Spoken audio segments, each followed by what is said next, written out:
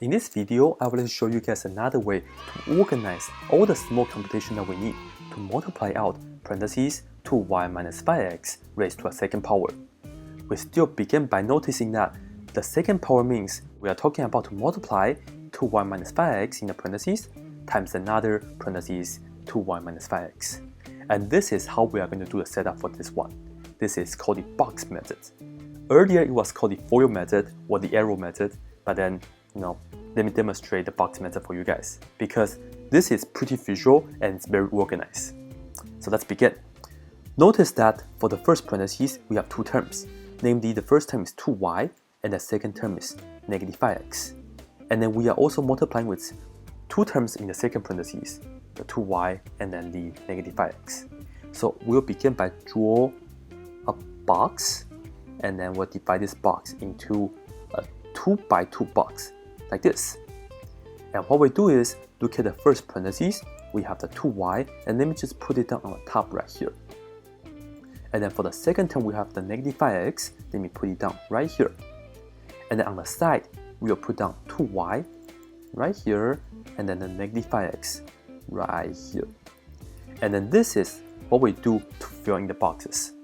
To fill in this box, for example, what we do is we take 2y and multiply 2y.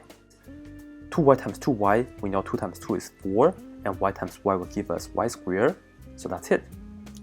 Alright, and to fill in this box, what we do is we take a look of negative 5x and multiply with 2y.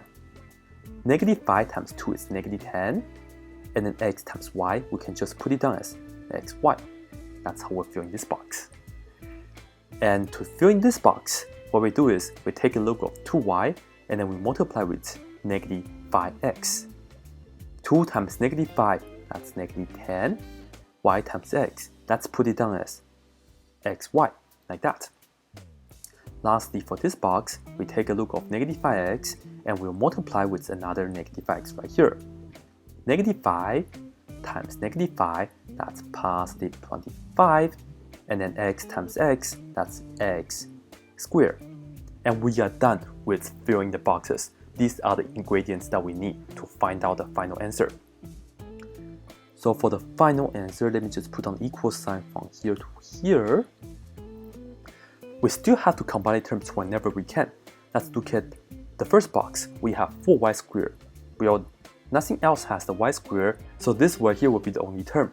So I will just put down 4y squared, but then we see that we have the negative 10xy in these two boxes, so we get to combine terms. Very similar to the situation earlier. This is just another way to organize our small multiplications. Anyways, negative 10xy combined with another negative 10xy, altogether we get negative 20xy. And lastly, we still have this, the plus 25x squared.